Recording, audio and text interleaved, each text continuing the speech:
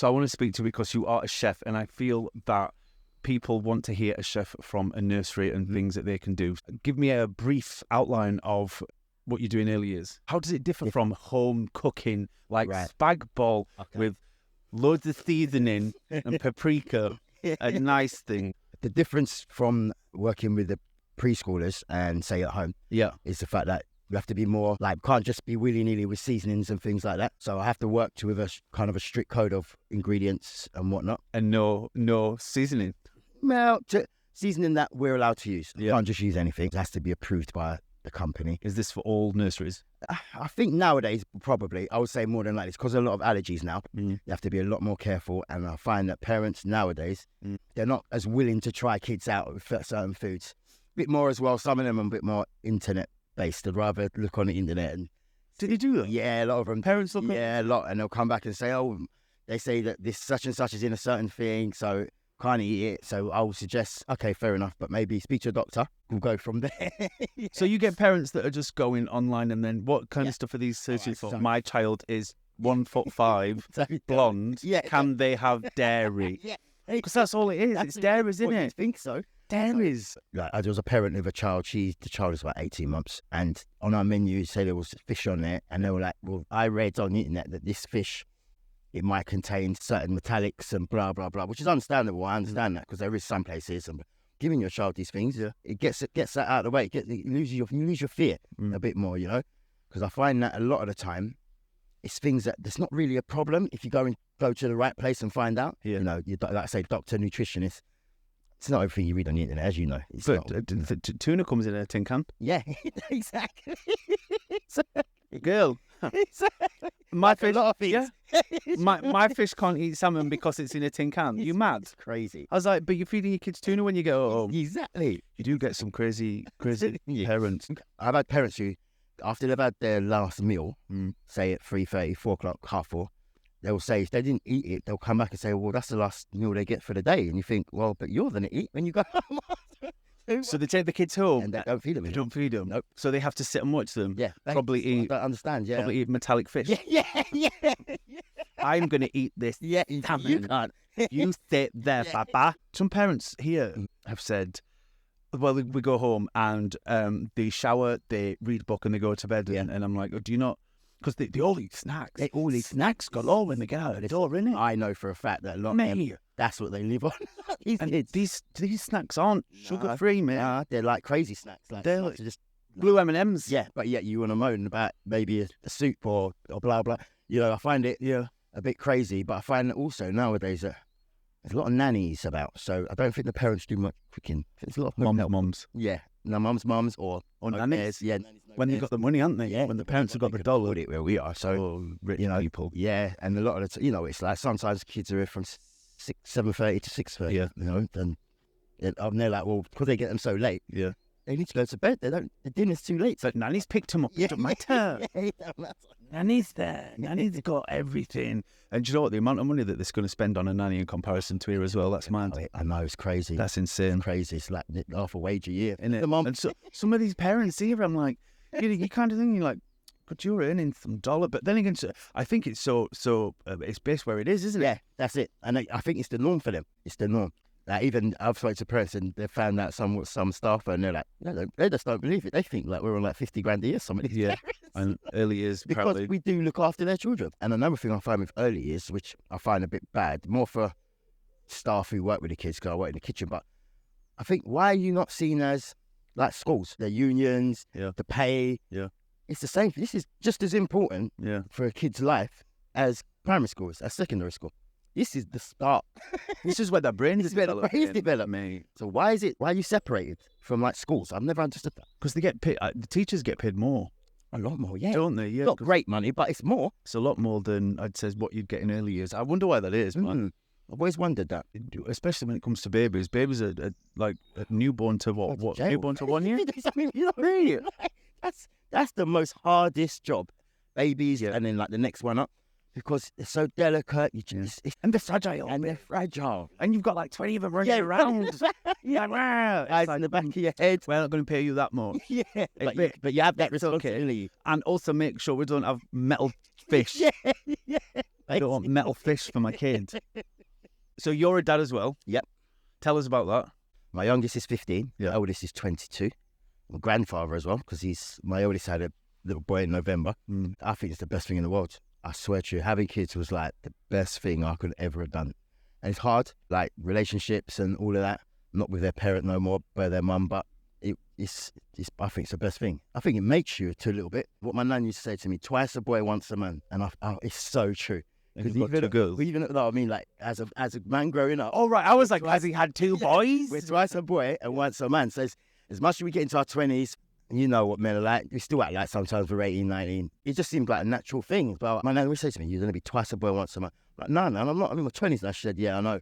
And most of the people I know who've had kids, most of my friends, I think it really helps. It changes them. But it makes you definitely more wary. And the changes from me being younger to like me at 15 to my son at 15, it's just like, that's the time change, isn't it? Because we didn't have telephones and exactly all that. It's like PlayStation. They were the rich kids. When I was younger, I was like, my mate said, I got a Master System. I got Amstrad. Nintendo 64. Yeah, like they were the rich kids back in the day. Nowadays, if your average Joe child from whatever class, lower, high, whatever it is, they've got the state PlayStation, computer, laptop, mobile phone, the latest mobile phones. That's the other thing. That iPhone 16, 3GS, 0459, 7XL, 45. And they're like, iPhones are bigger than them. And like, how you like parents are just throwing it away. Telling you. I say with my son, because he's still a child, whereas my daughter, she works, and my eldest one works, so they kind of do their thing. But my youngest one, he's so good. Can't complain. Like, he's predicted 8 A stars for 15 GCSEs. Really? 8. I'm like, wow. So when he asks me for anything, I genuinely give it to him. Because that's what I say. If you do what you're supposed to do, which is turn up at school, do schoolwork, do your homework, do your chores, be polite, have manners, because manners seem to have gone right out the window with the kids nowadays. Yeah. It's non-existent. Taking it off. I've had enough of that. No such thing, mate. I've got a friend, his son is like about 6'4". He's 17. They are, aren't they? Oh my God. I saw his son a few weeks ago. I said, oh, how's dad? He said, oh, he's not talking to me.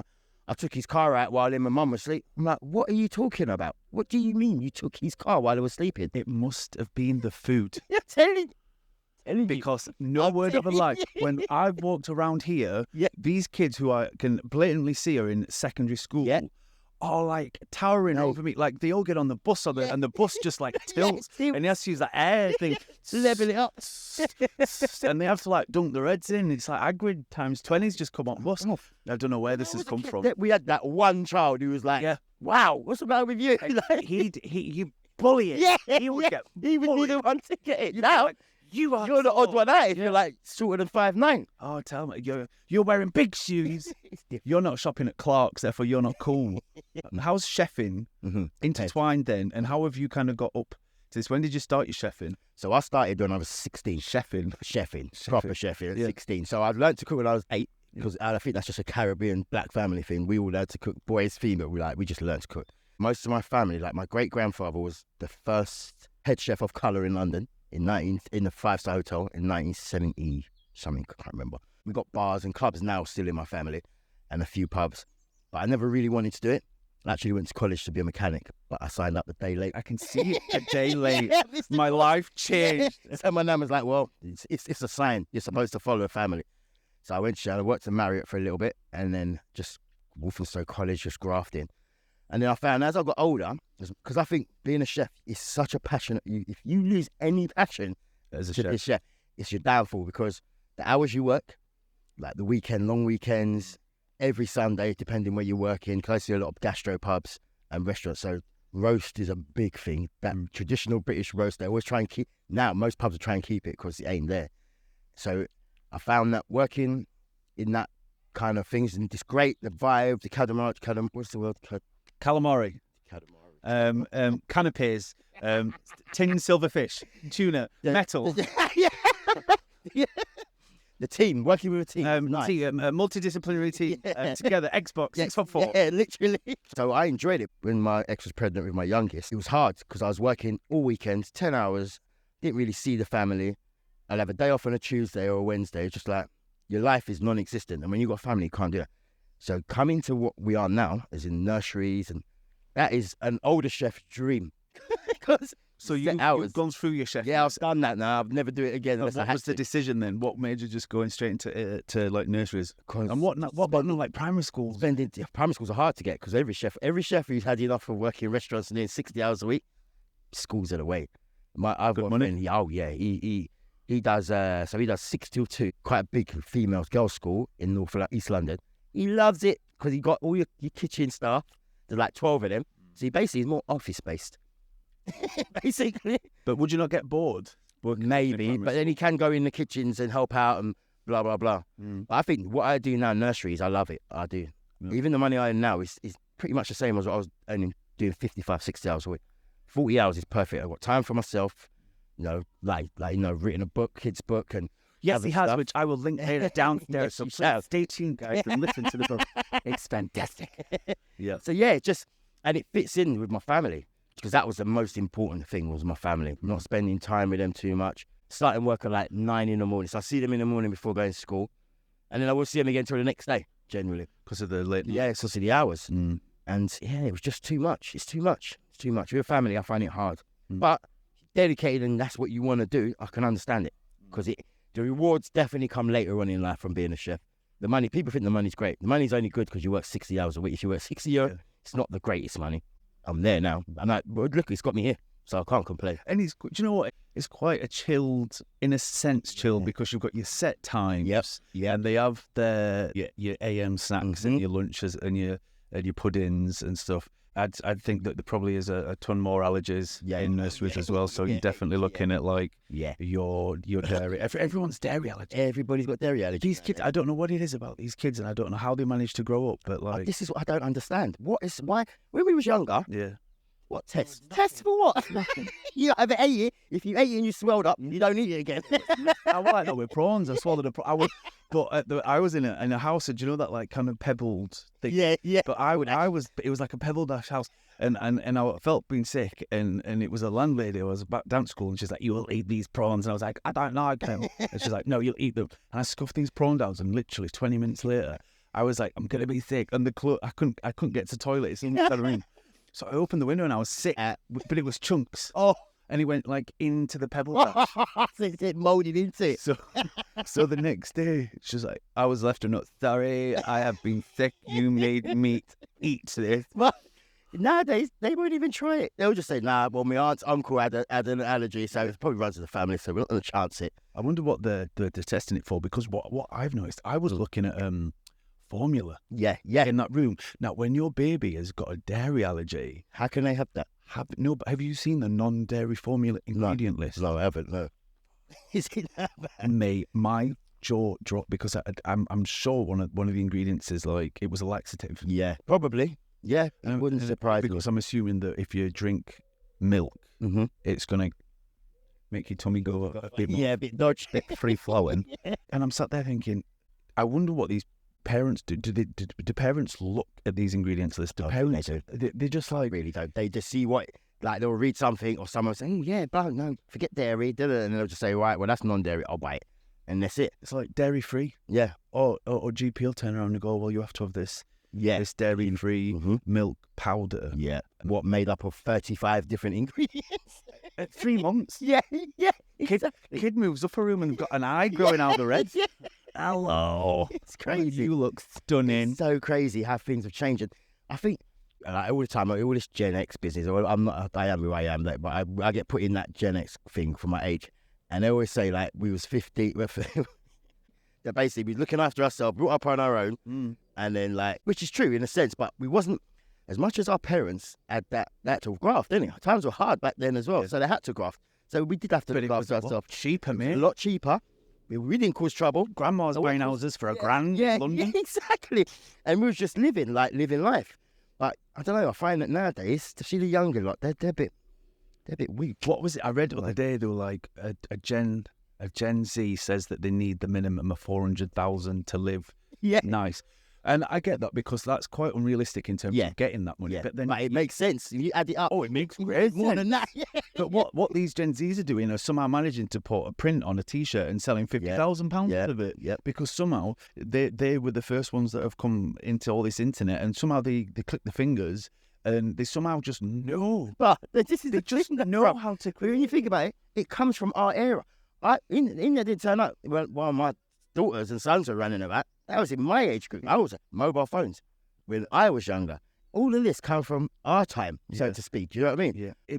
Because we didn't have like scrolling internet. No, back then. we never had none of that. We didn't have the scrolling, None of that. and I think with these guys, they can consume so much, but their attention span is a lot less than ours. We can sit down and actually get on and do something. Yeah, they can't. And I saw 9 to 5. Done. And What's that? They want to work 3 days a week. They want to work 4 days a week. Yeah. And they just change everything eco-compostable. And these Gen Zs are, oh gosh, one of my friends was at a party the other day or something or whatever.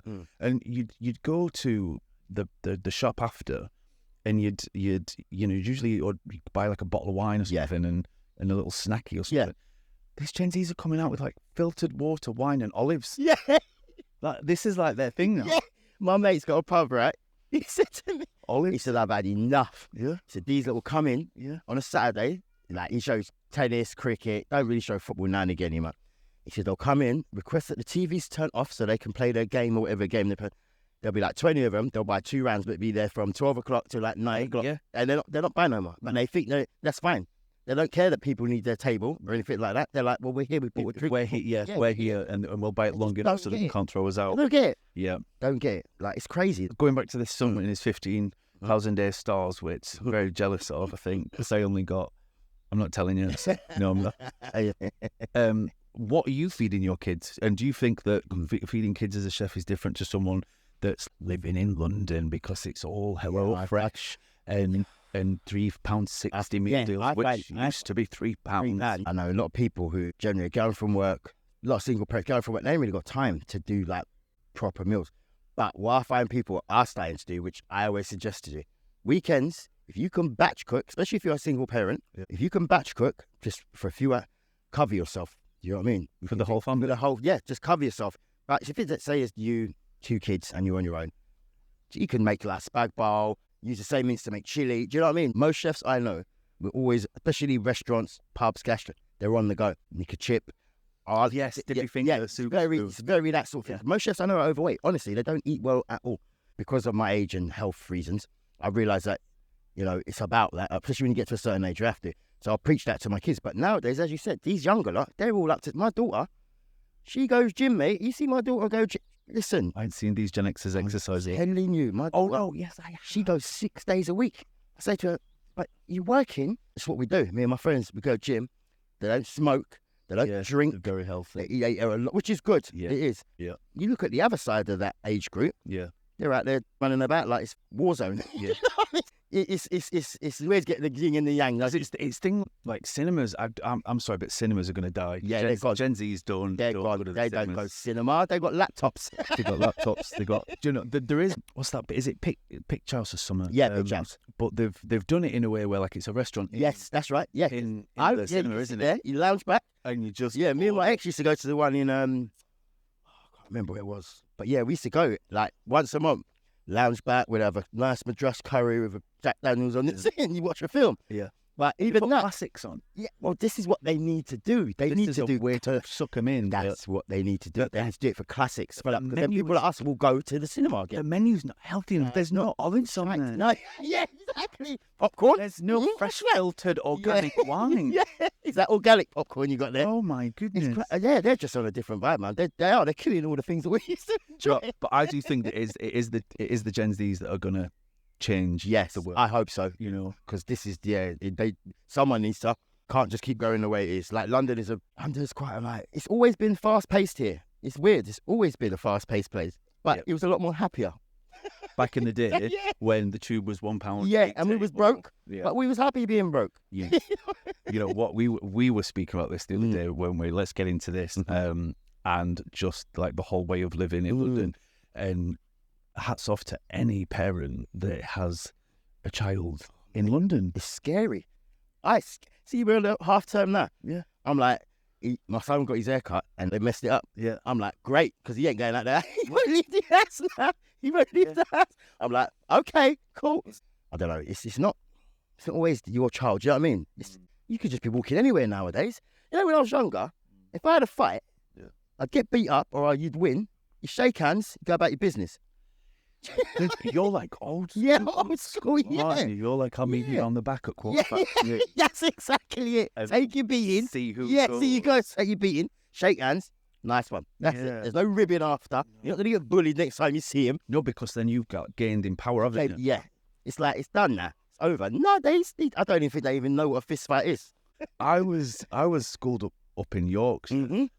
and I think the worst. You must have had that then. No, it weren't. It weren't lovely, but it weren't great. There was someone had spread a rumor in our school that they were going to have a fight with another school. Yeah. And he got round to the police, and we were all going to meet at this corner shop next to Chippy. Yeah. Chippy, where you used to go and get scraps for £1. Yeah. And everyone was going to meet on this corner. It was going to be like a school battle. Yeah. Anyway, the police found out about 3:20, helicopters. You had the whole shebang out. Helicopters. I'm buying a bus to get them out. Oh my goodness! And then obviously I went being the gay self. I was in the back line, just cheering them on with like, go white, go white, But moving down to London. How long you been here now? Oh my God, Richard, too long. I can't count. Well, I'm only 19 now. No, I'm 20. No, I'm not. I'm 34. Are you 34 now? Yeah, I'm 34. I first came down when I was 16. I went to ballet school. It wasn't that bad then. That was when I puked the prawns out the window. Yep. Went back up for a bit. Came back down. I did UAL, did my fashion stuff, spent my 20s back up because COVID. Yeah. And then it wasn't filling a void. And I was like, no, it was the child therapy, which is what I kind of started before COVID. But then coming back down here, it's just so bleak. It is, isn't it? It's bleak. London's sad. Bleak. Like, this is supposed to be the capital of England. It's so bleak here. You know what it is? I tell my kids, I've told them from they were about 5, you will find the majority of people you meet are not very nice. Not in London. They're not. They're in London. They're not, are they? Not in London. And why though? I don't understand. It's a miserable city. It's such a miserable place. It's just gone up to your Oyster card is public transport's most expensive in the world. I'm looking online and I'm seeing all of these rooms and stuff. And you look for like a single room with a bed shutter in the side of it, and it's not even. It's got nothing else to it. And it's coming up at nearly £900 a month. And you think, even as a student, as anyone living by a single person, you are doomed. Yeah, you're doomed. And there was a student in India or something that wrote a big post about do not go to London. Like, your education's great, but it's miserable. Yeah. Everyone's horrible. Everyone's terrible. You're getting on a tube and you're just faced with just these blank people. The energy is horrific. Thank you. And I was born in London. I'm 48 and I've just seen it just over the years. Just simple things. Just if you're at a bus stop and there's an old lady or an old man there and they're struggling. Yeah. Let them in front. Yeah. I see these cool kids just run. Yeah, I'll help them. They run. Mate, they're all 6'4". She's gone. And she's gone. No one can't say nothing because you're going to get jumped by 30. Do you know what I mean? It's ridiculous. They all walk in front of that old woman and then that's it. She's gone. Yeah, disappeared. Too many tall people. And I think the only way that you get in a house in London is if, like, grandma bought a house in 1940. That's how my friend was, yeah. One of my mates had an old newspaper from London, some Gazette thing dating back from 20s or 30s. Come and see your house now. A view of Regent's Park in Hyde Park. Buy now for £1,250. Go back in time. I'm just like, this is what I mean, to get a view of both parks. And I'm thinking, wow, to have that at 1,200. Let's say that this grandma had okay money, and back in them days, like, once you were together with someone, you got married forever. Yeah, that's right. So there was no breaking up. That's right. They get this house, they get this flat, and then let's say it bumps up to 1950, 1960, when our grandmas or mums got that given to them, inheritance. Yep. And then you're coming up to 2024 when the houses around the area are now 2.5, 3 million. Wow. Yeah. And you think the only way that you've got that is because you've inherited this house. It's so upsetting because I speak for every millennial on this planet. Ain't no way that this is going to happen in London. And as much as it's a lovely city, I am sick to death with the blankness of attitude. Oh, mate, I can't stand it. It's too much for me, and it's too much for my head. Like, I'm in London because of the training that I'm receiving, which is out of this world. But I've always said to myself that, once this is stopped, do I stay here or do I go somewhere else? Because even on a psychotherapist wage in London, it's very similar to maybe Manchester or Leeds, or Sheffield, where I'm from. I'm going up north, but I'm spending X amount on a little cot. I can rent a 3-4 bedroom house in Sheffield for 450 quid. 450 quid. And Do you know what? Let me tell you something, right? 450 quid. When I first split up with my kid's mum. So that was 5-6 years ago. So I was like, right, I'm gonna have to private rent. I was here. This is why I left, first of all, because I tried to get a pay rise and they wouldn't give me one. And I was like, look, I can't afford to private rent and still work here. Yeah. So I left. And then I found a place. I had a studio on Archway Road, right? Going up, beside bridge. N19. Just past N9. Like you're going up towards the petrol station, like that way. So I was paying for a studio, £1,600 I was paying for a studio, and that didn't include council tax. That's man. And council tax is good. For what? What are we paying for? Have you heard of the TV license? Have you heard what they're doing? They're taking the mick. Have you heard what they're doing though? About, is it 500,000 or something, millennials have basically cancelled their TV license because we don't watch live TV. Yeah. It's our moms that watch Coronation Street West. True. So we don't need that. Okay. We watch Netflix, or that's what kids and Gen Zs for that matter watch that. The TV license are now saying, well, if you're watching Netflix, you now have to have a TV license. They're now turning around saying, if you have BBC iPlayer on your phone, you have to have a TV license, even though you're traveling on the M1, you've still got to have a T license, because that TV license is apparently going to cover the whole of the M1. But now, because no one's still paying it, and they go into these people's houses and seeing that they're not needing a TV license, they're now turning around to the government and trying to intertwine it with council tax. So we have to pay TV license. I don't know what else they want us to do. Us kids are doomed. We're doomed, we can't. I don't know what else they want us to do.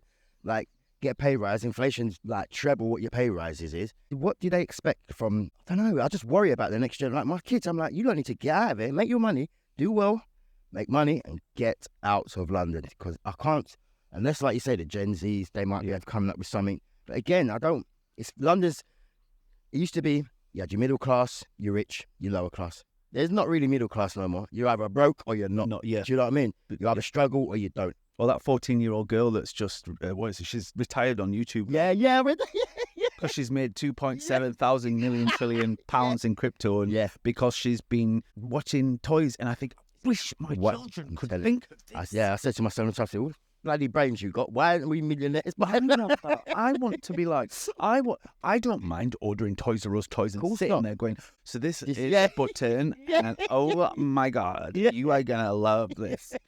And I feel that as a millennial, I missed it. I missed the point where I was too old to kind of get on that TikTok hype. And I'm too young to, there's no, with millennials miss all the big points to make money. I'm that old where I was still paying 99p for a monotone ringtone. Yeah, I get you. Or doing that and making it on your phone and Snake, or having to input your own It's Raining Men by Jerry Halliwell. Spending all of that time on ringtones, only now to have my phone on silent 24 hours a day. What's that going to get me? Yeah. You'll find a 34-year-old trying to cheek in a little, day in the life of, and I'm like, we don't have the skills of these Gen Zs. We don't have these editing skills. These Gen Zs will put 2 videos into like a video editing, and it's done. Whereas before you had to go to college 3 years to learn that. Man, I'm still using like Photoshop, and don't get me wrong, I'm a huge pro AI everything. I think that the AI is going to take over a lot of things, and I think AI has been implemented in China at the minute with the headbands. It's going to come over here, and I do think it's going to help. I think we're doomed. We're doomed. Are you worried about anything with your kids and like their heads and their mental health and how they're Not really at the minute. I'm not. My oldest one, I worry about him because he's had his first child, and he works also in the catering industry, and he works long hours, following Dad's footsteps. Right now, he's a manager of a franchise outlet, and he does really well. It's in the city, does really well out of it. He earns good money, but he wants to go to more accountancy, and he's a numbers boy. So he wants to get out of that, which is good because it's stressful. He finishes work at 11, 12, make sure you're tired, make sure everything's done. He's the last person to leave work, sometimes the first one in. And he gets home with a young baby, and he'll take over that, and he'll feed in. I worry about that. Not like, it's like, oh yes, I love it, Dad, I love it. But mentally, after a while, it will start to grind you down. It's finding that balance. Because everybody wants money. especially the younger lot. They all want the best things. They want half a million, mate. Yeah. Which about 10% are getting. Yeah, because they see it on TikTok. Yeah. It's what they see is what they want. I always say to them, it's balance. Like, money's all great, but you also have to have lifestyle and mental balance. Because the more you work, it's stressful, it's all great, but you're going to find yourself not having time to do the things what are important to you, yourself, things that keep you balanced and put a smile on your face. So it's that balance. It's, like I say, London, it's hard to get that balance because you need to pay rent. As a child, it's all right, but they have to understand that London's a hard place. It's a hard place. It's nice, like, don't get me wrong. I'm born here, I love London, but I noticed the big switch is and the way it's going, and it's not so family orientated. I find that it's young. There was West London is. Is it? Girlie, have you been in West London? There's more prams and tubes. Yeah, but what are these mums? They work in these mums. No, Dan's got the money. Dan's got all the money. I'm gonna come back to food for a bit. Yep. What do you need to tell parents about nursery food? What do you think parents are stressed about with nursery food and food galore in early years? Like, vent to me about that. Vent to me about food. But because there's a lot of parents that are just ask random questions. What is it that you think as a nursery chef is gonna kind of help? So parents. One thing I know what helps the most is me actually coming to them a lot of the time. Like yesterday, for instance, there was a young lady who's bringing her child here, and she was like, "Oh, processed food." So I said to her, "Look, we don't do processed food. You just automatically think nuggets, burgers, chips. It's a nursery, school, especially older people my age. They think that's it because that's how we had it. You know what I mean? Chicken drumsticks and chips and cheese. And you have to explain to me it's not like that no more. Jamie Oliver done a lot for stuff like that. He did. He actually did. I'll give him his dues. Like, he really did, because up until him, which was that 6-7 years ago, maybe, the food was nuggets and things like that in nurseries and schools. So now we're a lot more kids are vegan, and as we said, there's a lot more allergies nowadays. So it's being mindful for that and explaining stuff to them. Sometimes I'll bring out the food packaging and show them, but it can be stressful, as in some parents take it too far. I have a child who they will eat meat at home, but they're not allowed to eat meat here. Or they'll say they're strictly vegan, and I'll do a barbecue, and at the end of the night when they're finished coming out of nursery and I'm doing a barbecue, they'll ask for a hot dog or a sausage or a burger. I'm telling you, I'll tell you the names after. It's ridiculous. It's a secret. Yeah, so I find that, like, that's so frustrating. You have to change my menu, but when your son leaves here, and if I'm doing a barbecue, Dad's bringing him and giving him a burger. Why do you think they've made that decision to not have anything in? Personally, I think some parents, like, have said to me, they don't trust where the food's coming from because they haven't bought it themselves. But what I explained to them is that where we get our food from, they generally do pretty much 90% of the schools in London. So they're going to be having it anyway, and the quality is no different to what you're getting in Sainsbury's. Probably all come from the same place. The same vendor? Yeah, it's coming from the same vendor. Isn't it Waitrose and Sainsbury's? That's the same people. It's the same people. That cow, what that farmer's just chopped up or whatever, it's going to be distributed to all of us. Yeah. You can spend 40 quid on it in Waitrose or 20, 10 in Lidl. Yeah, 10, 20. Yeah. And they'll rather go Waitrose because, as you know, materialism. Yeah. So I think that is a big problem. But once I get past that, generally they're okay. Or another thing, what does wind me up sometimes, so we could cook something, every child's fine. Their child might not eat it, or they might go home and have a bit of a runny tummy. Next year, it's like I've poisoned the whole of London, when really I've just cooked for 45 kids, but maybe it's not me. Yeah, otherwise there'd be more. Yeah, there'd be more. Kid, yeah. If that's the first thing they do, they go to the kitchen. Even if it's nothing to do with food, any sort of little thing, they're generally like, what did they eat today? Like, come on. And most of these parents don't look at the menu. And that's what I find so frustrating. You will moan about certain things, but you got that menu before your child come here. So because the gift that comes in the package, like, this is what we do. You know what it is, but you're going to have to start doing a sample day. Yeah, we do. For parents. I do. Do you? Yeah, I'm doing one in 2 weeks. They come in and they eat the food. So, we do one in 2-3 weeks. After the holiday, we're doing it. You should come. If I took my kid to a nursery, I'd be, okay, so what are you cooking? Yeah. There's been so many tours that I've done, and the first thing that these parents will ask me is the food, and they'll look at the menu, and I'm like, look, you've got a normal menu, allergy menu, and a preference. Weaning, bait, vegan, everything. Veganism, babyism, calciism, metal fishyism. There's a menu for everything at work. And it feels like they go away and then they just forget about it. That's exactly what they do. But here's the thing: they go to primary school and you'll give your kids however much pocket money for like £2.50. And they're yeah, so I used to get £2.50. And they're going to give the kids a £5. Oh no, they've got cards now. Yeah, They got you put it on the card. cards, and they just tap. But you're telling me that you're going to be worried about your kid having all of this processed food, but then when they go to primary and they have that freedom of decision, I guarantee you, girl, they're not having that. Yeah, they're not having bulgur wheat. Bulgur wheat and chicken. Yeah, I mean, they're having bulgur wheat and vegan sausages. They're having tomatoes from outside in our own farm. They go into the shop and buying a pack of knickknacks. They can't even buy Red Bull anymore because they need ID, don't they? Yeah, they need ID to get Red Bull. And I don't see many kids walking around with a bottle of water anymore. Who's chomping on a banana and a packet of grapes? Nah, Gen Zs. Well, when they've got money. When they got money, yeah, you're right. It's mad. As a parent myself, and that helps. I honestly, that really does help. When they find that, especially when my kids are older, so they know that I've kind of been through it, so to speak. And I always kind of reassure them. I use my own experiences. My son was a nightmare. He never seen nothing at nursery or at school. He was like, nah, ain't eating. And they were like, oh, is there a problem? But at home, he was fine.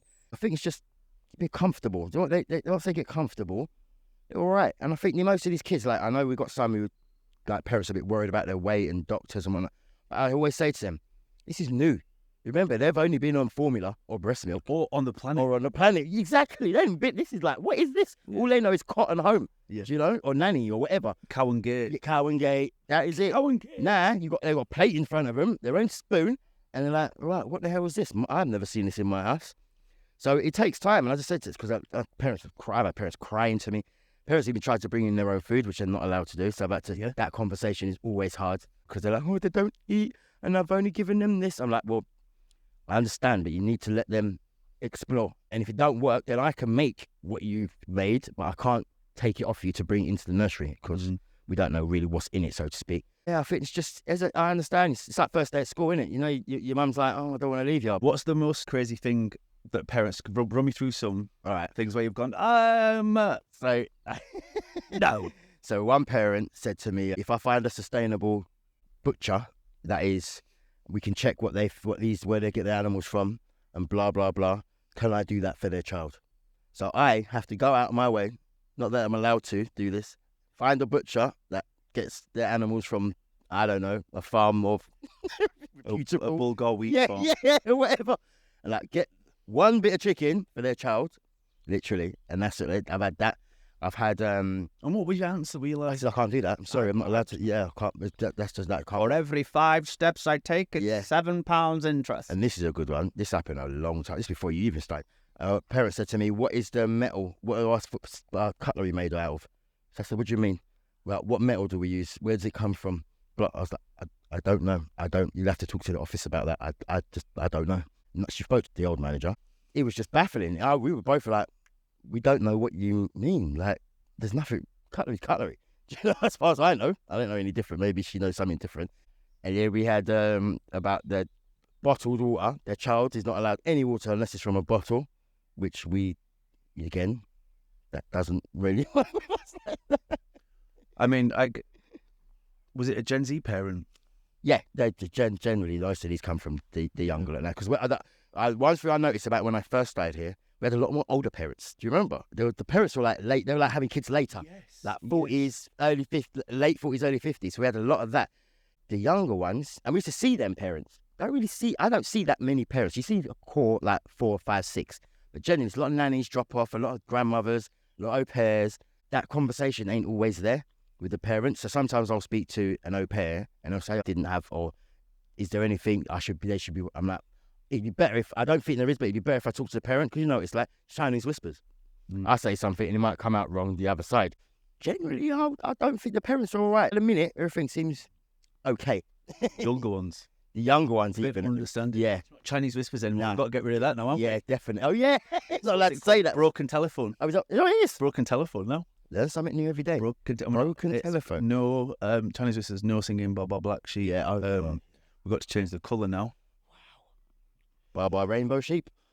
That's the LGBT. Oh, yeah. I'll put every colour in this, isn't it? No, because then that's homophobic. Baba Rainbow Sheep. Have you any wool? No. It doesn't. Not that many colours on it, though. Probably bleached his skin. He's got nothing left. Leave the sheep alone. Scary. That's what I'm saying. It's scary.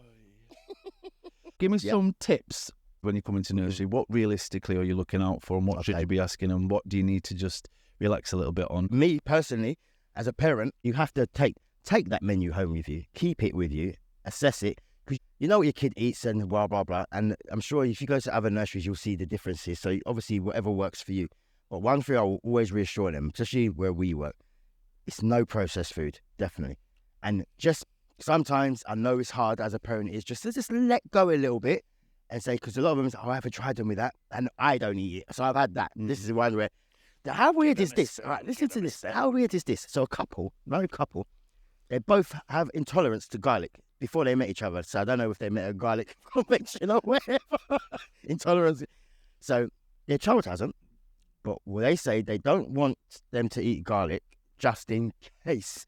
But I said to them, but that's probably going to help. It's like you get bitten by a snake. You use snake venom, so, I think it will probably help them. I said, as long as your intolerance doesn't put you in hospital, and it doesn't, they were just like, no, we just don't really, it's not really intolerant. They just don't like it.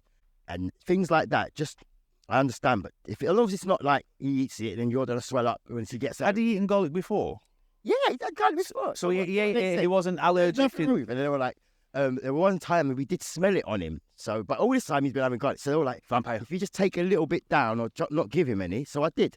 And then Dad said, I don't think there's anything wrong with the garlic. So he said to me, look, you can add it bit by bit, bit by bit. So I said, are you sure? I'd rather you clear that with Mum before he goes home. You're at work. She picks him up. He smells a bit of garlic. I'm up on a charge or something, So that's what I do now. I speak to both parents. If there's a problem, I spoke to one today about their child, if their dietaries have changed, and they haven't, which I was quite surprised, but it's fine. I don't mind. So those come from a young age, say babies. They'll get to 3 years old from after being there since 6 months, and their parents haven't even looked at their chart again, their food chart. But yet at home, all these things, what they couldn't eat then, they can eat now. Now and again, I'll say to staff, has that been reviewed? We just assume. Yeah, it just stays the same. And then you say, oh, but 3 years, they're still not eating. Oh, no, we have it at home now. It's telling me. Yeah, it's things like that. But yeah, I think communication is the best thing. And have faith. If you're putting your child in the nursery, you have to have a certain amount of trust. Of course, you have to. Yeah, you got the smallest thing. Yeah, you got to trust the whole thing. It's not about Josh is great with my child, but the rest of the nursery, I'm not too sure about. If Josh ain't there, I'm not too sure. Well, you should take your child out of here then, because you have to feel comfortable. Or again, communication. Ask. Send some emails. I've said this before to other parents when they've been decisive about nurseries. Is just ask. Ask the parent and just see what. That's all it is. That's exactly it. And see. It's true. See who's doing it. Yeah. So, and it's like, I think when you have a first child, the things you're going to worry about is, I'm going to go breastfeeding or I'm going to go formula. Yeah. Because food is such a crucial component of life. You'll have them coming up going, they're on formula now, but the dairy, but they're not. So I've got non-dairy formula, but I'm also not going to have this, and this. And I feel that in a way as well, there's some children that don't eat anything. Yeah.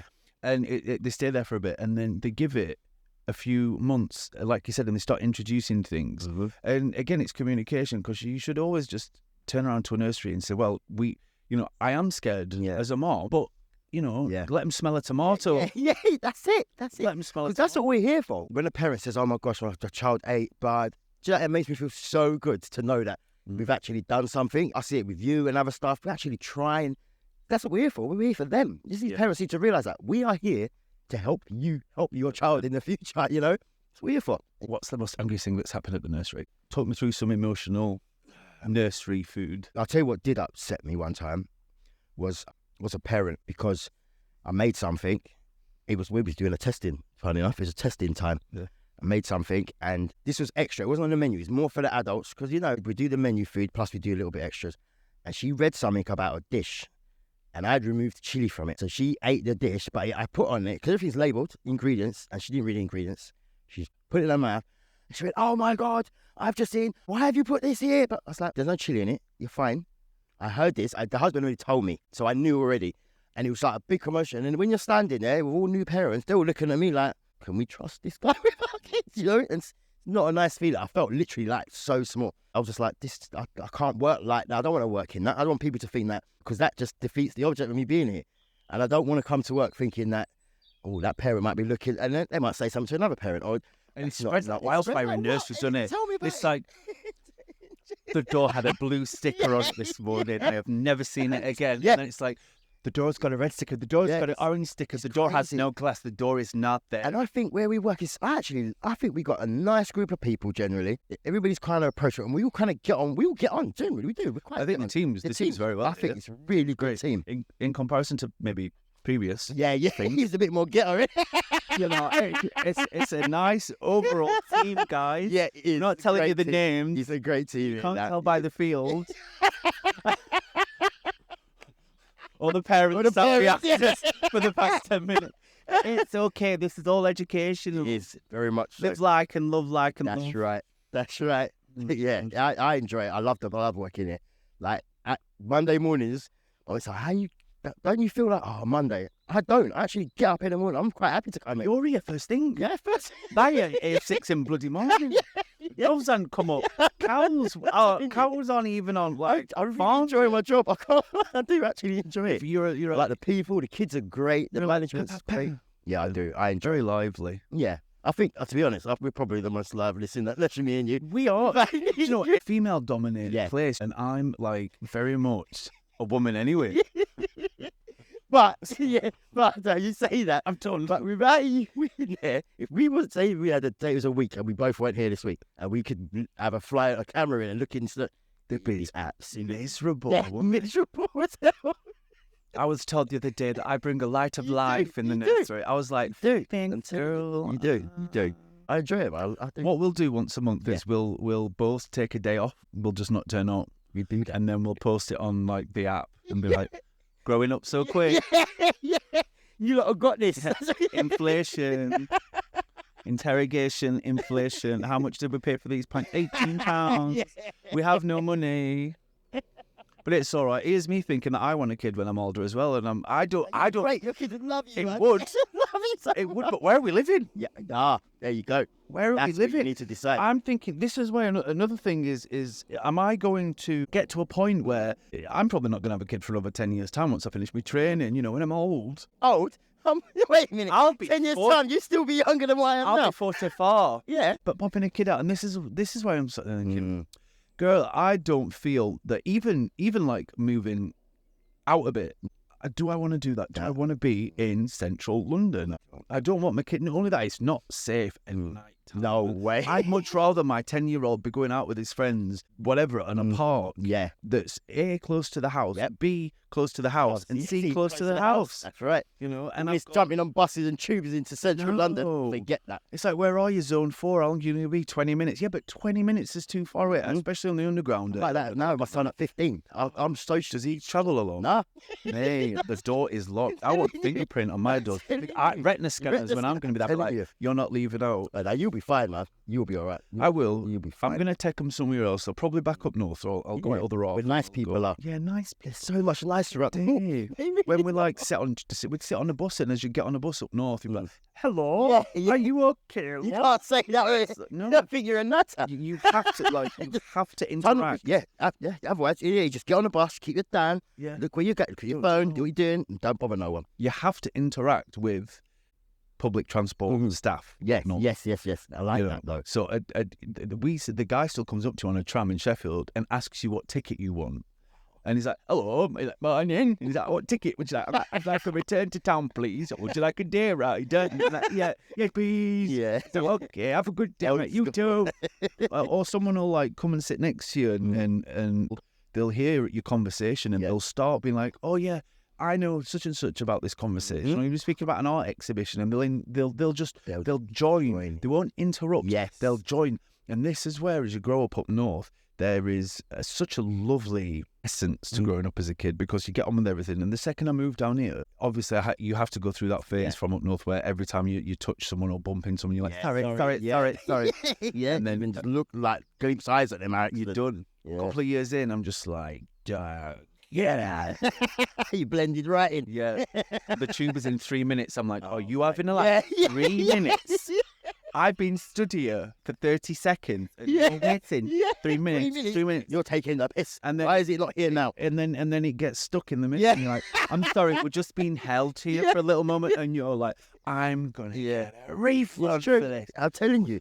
Or even the fact that the division of people on escalators, to the right, walk up, to the left, Yeah. you run. You run, basically. yeah. And if you die falling down them steps, That's it. You got people that step people right over just you, step mate. over, yeah. Yeah, you're in the way. Step right over you. Somewhere to go. Got to And get then work. when people are stood on the left, my lord, hell have mercy upon those that are on the left-hand side of the escalator. Mate, you might as well have a shit on the I'm floor. like, the simple ways of doing it, you can either like, Yeah, but they've got earphones. Or they're gonna barge right on you.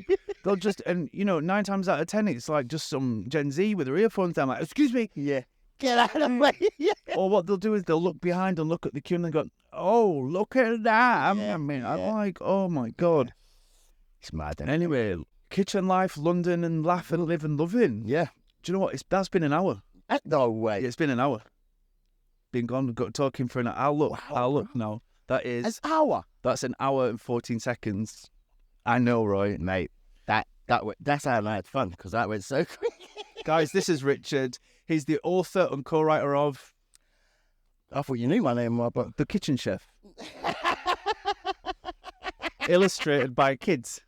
It's on the wall. I watch it all the time. he's gonna film it for you and then put the link in. I'll go put a link down. You buy it on Amazon and you'll get The Adventures of Cooker Man. The Adventures of Cooker Man, written by Richard. Yeah. Available now on Amazon. Amazon. And it's not like mortgage price. No. It's only $11.99. $11.99, and it's a story about a cooker man that cooks food For kids. Tell me a bit about the book. I've always liked to write. I just thought, why not? Something I enjoyed doing, so I thought I'd write a kid's book. So basically, it's about a chef, magical chef, who works in the nursery. Da-da. Yeah, basically, yeah. But yeah, I'm writing the second one as well. It's all right. It's something that I really enjoy doing. Like, I always like to write, but when you're young, I used to write rhymes and all, But as I got older, it's nice, helps me mentally as well. I can just zone out and just do my own thing. You want a creative outlet as well. Yeah, you need it. This is why I'm doing this. Yeah, you need it. I'm new photographer here. No? Yeah, I know. Really, I'm like, I want makeup. You need a creative outlet. I really, it's such a help. I used to come home on my last job and do 12 hours and get home, and I'd be like, I've got to be back at work in like 7.5 hours. And it was just like, you're in that chorus. It's just the same thing. And like the hamster wheel. So I started to write, so just to break it up. And after I was like, I ain't doing this no more. I'm not working crazy hours no more. Yeah. It's like me now. Because otherwise you get caught up and you realise you've done nothing for yourself. You've just paid your bills, made sure your kids are right, which is good. You haven't got no outlet. Work the circus. Work the circus. That's right, man. Yeah. Right. I'll pop that in there. I think that was pretty I enjoyed that. We're going to say bye. Yes, we are going to say bye. And I'm going to stop a recording and then we're off. Yeah, cool. I enjoyed that. That was it. Josh, you're good. That was that.